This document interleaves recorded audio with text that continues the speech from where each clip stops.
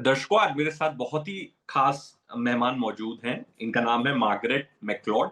ये US state department की हिंदुस्तानी प्रवक्ता हैं और ये दूसरी या तीसरी बार है जब हमें इनका इंटरव्यू करने का मौका मिला है। ये सीधा हमारे साथ लंदन से इस वक्त जुड़ रही हैं। Margaret, thank you so much. बहुत-बहुत शुक्रिया आपका हमारे साथ जुड़ने के लिए। आपका धन्यवाद। मार्गरेट, मेरा पहला सवाल आपसे है। एक क्लिप है जो प्रेसिडेंट ट्रंप, राष्ट्रपति ट्रंप की प्रेस सेक्रेटरी हैं कैरोलिना लेविट, उनका एक क्लिपिंग है जो कि इंडिया में बहुत वायरल हो रहा है, जिसमें वो ये बोल रही हैं कि कोई भी दूसरे देश का नागरिक अगर अमेरिका में 30 दिन से ज्यादा रह रहा है तो उसको अपने आप को रजिस्टर कराना पड़ेगा। अमेरिकी सरकार को इसकी सूचना देनी पड़ेगी। तो भारत में इसको लेके काफी कंफ्यूजन है कि क्या जो लोग H1B वीजा पे काम कर रहे हैं अमेरिका में या और किसी कैटेगरी के वीजा पे काम कर रहे हैं जो कि लीगली अमेरिका में रह रहे हैं, जिनके दस्तावेज ऑलरेडी अमेरिकी सरकार के पास है, क्या उन्हें भी रजिस्टर करना पड़ेगा? तो आप अगर थोड़ी-सी इस पे क्लैरिटी हमें दे सकें।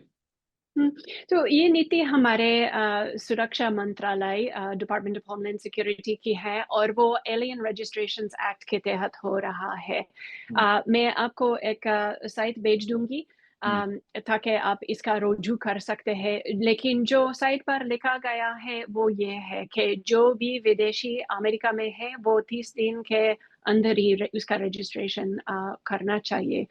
और मैं ये भी कहूँगी कि ये कोई अनोखी बात नहीं है। जब अच्छा। अब अगर मैं अपने अनुभव के बारे में बात करूँ, तो हुँ, जब भी मैं विदेशी विद्यार्थी थी, कोई दूसरे देश में, मेरी रजिस्ट्रेशन भी ज़रूरी थी। अच्छा, तो ये पहले से एक प्रोविज़न है अमेरिका में जिसको एक बार फिर से इम्प्लीमेंट किया जा रहा है, जी एनफोर्स हाँ, का किया जा रहा है। जी हाँ। जी, ओके। तो अगर कोई ऑफ़िशियली किसी के पास वीज़ा है अमेरिका, H1B है या कोई और कैटेगरी है, उसके बाद भी आपको रजिस्टर करना पड़ेगा। जी हाँ। जी, ये इस पे क्लैरिटी चाहिए थी क्योंकि ये बहुत सारी क्वेरीज़ हमारे पास ये आई थी कि जिनके पास वीज़ा है, क्या उन्हें भी रजिस्टर करना है? दूसरा मेरा सवाल मार्गरेट आपसे ये है कि राष्ट्रपति ट्रंप का यूनिवर्सिटीज़ पे क्रैकडाउन हो रहा है। मतलब ऐसा बताया जा रहा है कि भाई यूनिवर्सिटीज़ में जो लोग हैं जिन्होंने जो हमास को सपोर्ट करते हैं या किसी भी तरह की उग्रवादी विचारधारा को सपोर्ट करते हैं, तो उनको डिपोर्ट किया जा रहा है या वो खुद एप्लीकेशन में जाके खुद को सेल्फ डिपोर्ट कर रहे हैं। इसी सीरीज में 2 भारतीयों के भी नाम आए थे बीच में।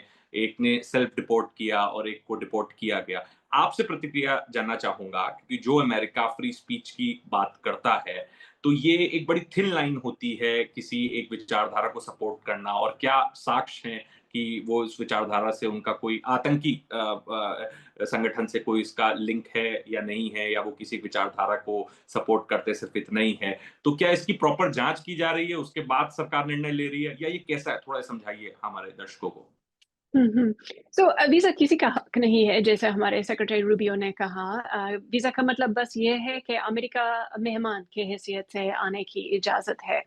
और वही अर्ज़ी फ़ॉर्म में अलग-अलग सवाल हैं, जिनमें एक है, क्या आप आतंकवादी ग्रुहों का समर्थन करते हैं? हुँ, और हमारे जब भी वीज़ा विंडो पर एक इंटरव्यू हो रहा है, हुँ, हमारे अधिकारी इन जांच पड़ताल कर रहे हैं कि क्या इस पर व्यक्ति काबिलियत है या एलिजिबिलिटी है हुँ, इस वीज़ा के लिए। हुँ।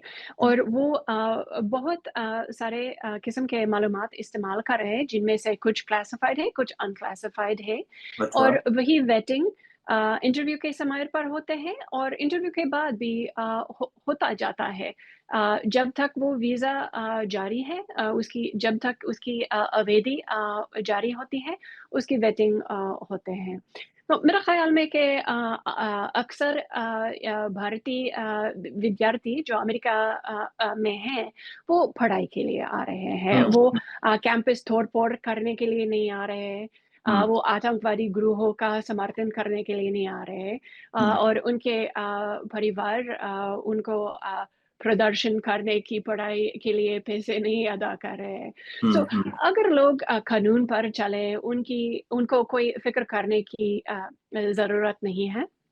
हुँ, लेकिन ये पैगाम ये संदेश भी साफ कहना चाहती हूँ कि अगर अगर कोई अमेरिकी कानून का उल्लंघन करे तो उनको उसकी सज़ा का सामना करना पड़ेगा। करना पड़ेगा। अच्छा, मार्गरेट आपसे एक सवाल और है मेरा कि इल्लीगल्स को भेजा गया अमेरिका से जब राष्ट्रपति ट्रम्प सत्ता में आए और मिलिट्री फ्लाइट में भेजा गया, तो भारत की पोज़ीशन मोदी सरकार की पोज़ीशन बहुत स्पष्ट है कि इस मुद्दे पर वो डोनाल्ड ट्रम्प का समर्थन करते हैं। अगर कोई भी शख्स बिना कागज़ के अमेरिका में रह रहा है और अगर वो भारतीय मूल का है, तो भारत को कोई परहेज नहीं है उसे वापस लेने में।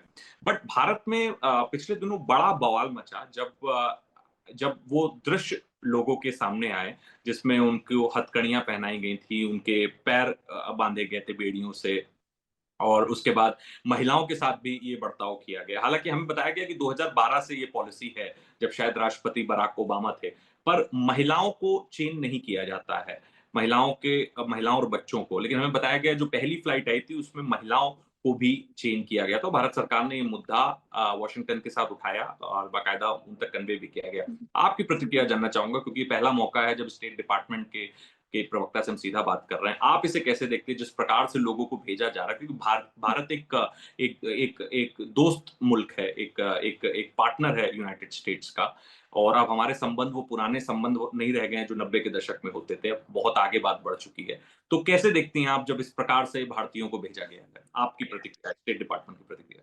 तो पहले मैं ज़रूर कहना चाहती हूँ कि हमारे भारत के साथ संबंध जो है बड़ी महत्वपूर्ण समझते हैं और हम ये भी समझते हैं कि कोई मैच्योर दोस्ती में हमारे अलग-अलग दृष्टिकोण के बारे में बात करने का जगह होना चाहिए।